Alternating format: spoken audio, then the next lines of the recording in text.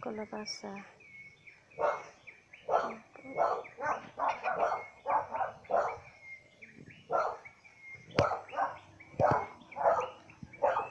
Malaliman ang kanal para sa iwas tubig.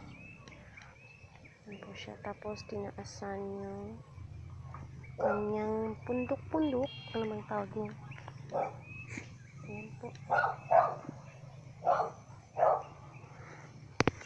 Lambon sa amin. Lambon. Yung pinataasan yung tumpok. Ayan po. Kalabasa. Iloilo style. Ganyan.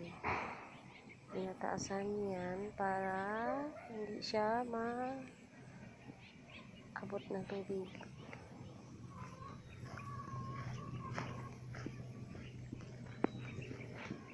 Hanggang doon yan. Hanggang mga 1 hektar lahat ito.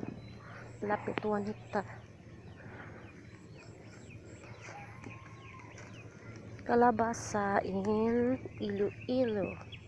Ito ang pinaka-the best na kalabasa sa buong Kapuluan. Dito yan matitikman ang pinaka-masarap na kalabasa. Ito ay hinahanap-hanap ng ibang lugar. Dito sila namimili ng kalabasa. Number 1 and the best kalabasa in Iloilo. Lalo na sa lugar namin sa Limuchan.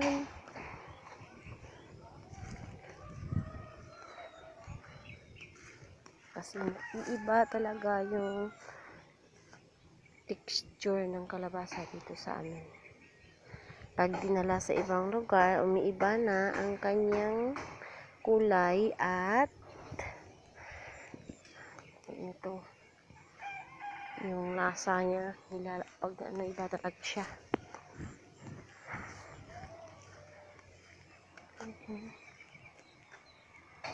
Ano na yan?